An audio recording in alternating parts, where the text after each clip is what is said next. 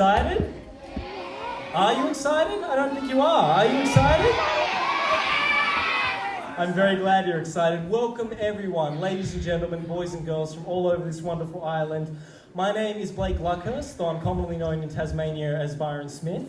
And I'm very, very proud to introduce you to these two wonderful writers and to begin this wonderful journey into this new marvellous book from Heather Rose and Danielle Wood, or Angelica Banks, I'm sorry. Vivian looked up to see a huge brown blur hurtling towards her through the forest's canopy. She flared her wings and made a desperate flying lunge to get clear of it. She wrapped her arms around a tree branch and hung on tightly as whatever it was crashed through one side of the treehouse, taking with it her canvas awnings, a large part of the veranda and the kitchen wall, and a dresser full of crockery and cutlery. Can we have a round of applause for Vivian Small?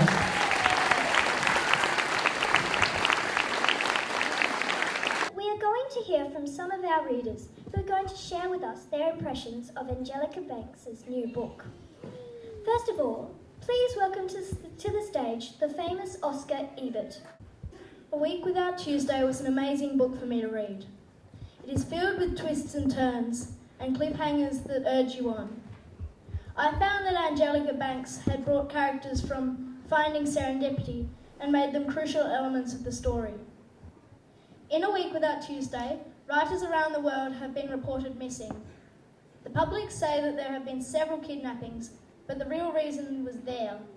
There is a magical land where all writers go to get ideas. Please welcome to the stage Matilda.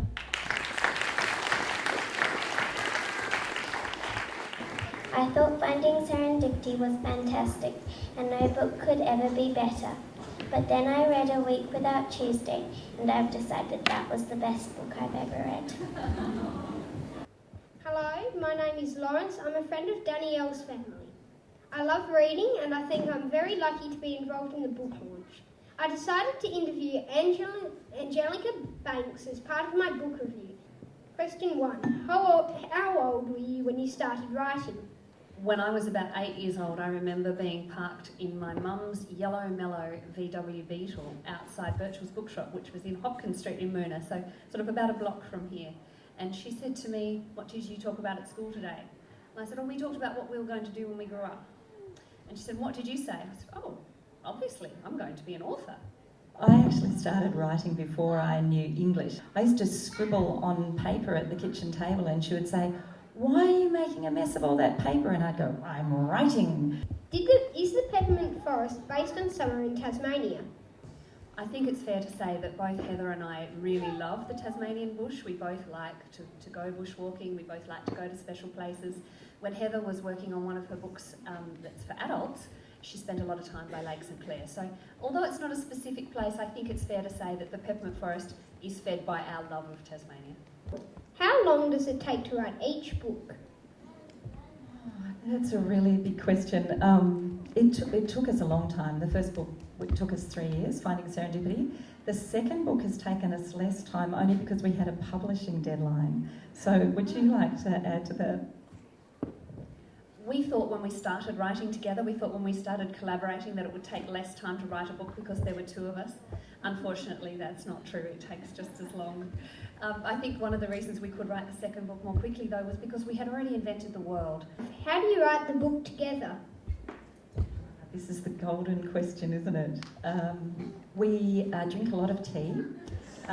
We eat toast and all sorts of things, actually. And we tended to write a chapter about at first, and then after a while we write into each other's chapters and then into each other's sentences. And we spend a lot of time laughing, and you know, it's an amazing collaboration. It's been one of the greatest privileges of my life to write with Danielle. People often think that we might fight, because you can imagine if you've got two different people with different ideas about how to write a book, that we might argue. Actually, we never argue. But what we do is we decide that if we're both not completely happy, we both have to be completely happy. And if we're not, that means we haven't got it right yet. So we just have to write it again and again and again and again until we're both happy. When you struggle for ideas, what do you do? I asked Danielle. We also ask our children. We have 6 children between us, and sometimes when we're stuck, we ask them.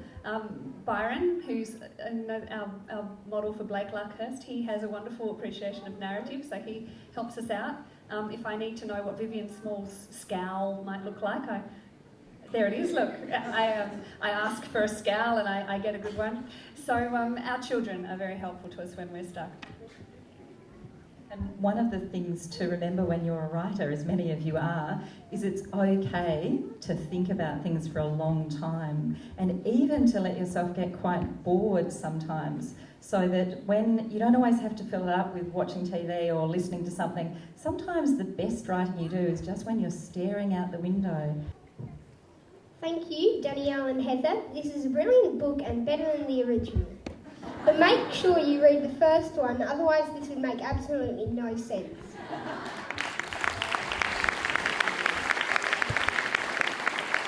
Thank you to all of you who have come tonight. It's been such a pleasure meeting so many of you as we've signed books. To everyone at our publishing houses here and abroad, Allen and Unwin in Australia, Magellan in Germany and Henry Holt in the USA, they've all been extraordinary. When we had the idea for this book launch, we had this fleeting whim that it would be nice to have a vakaka hanging from the ceiling.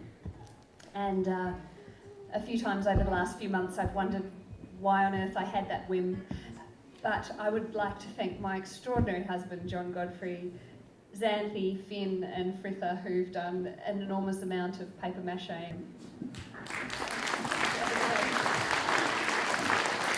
It came here on a trailer in the wind and the rain, and for those of you who don't know what a vakaka is, you will soon find out when you read A Week Without Tuesday. They are the villains in the novel. Rowan Smith, my husband, and my daughter, B. Smith, as she likes to be known, they are about to perform a song that Rowan has written, and especially for this occasion, called Can You Imagine? So thank you very much for that. But our biggest thanks of all is to all of you sitting down here at the front. When you readers come and tell us that you've read our books, that you've enjoyed our books, we feel so delighted, and we feel so full of hope that there are so many of you reading lots, reading complicated books, reading challenging books. We hope that all of you will have a wonderful reading life throughout your lives, and thank you so much for reading our books as part of your journey. And now, children, I have a very special announcement. Some of you will have met him already, but most of you won't have. So, straight from the pages of A Week Without Tuesday, I am very proud to introduce the gardener. You all right? Yep. Good evening. Good boy. Notes. Many people will tell you that writing, being an artist, is about suffering and pain and ripping it out of yourself and putting it in a book. What I love about being in your books as the gardener, a man separated from his love for eternity, is that these books are made with, from, and by love. All the boys just went, ooh, but secretly liked that. So don't believe that to be a great writer you need to suffer, because these great writers love. They love language, they love tea, they love dogs, they love their children, they love adventure, they love a bit of pain, but not too much, and they put it all in their book, with love, for love, and they're having this love returned to them tonight. And that is a truly brave and profound creation.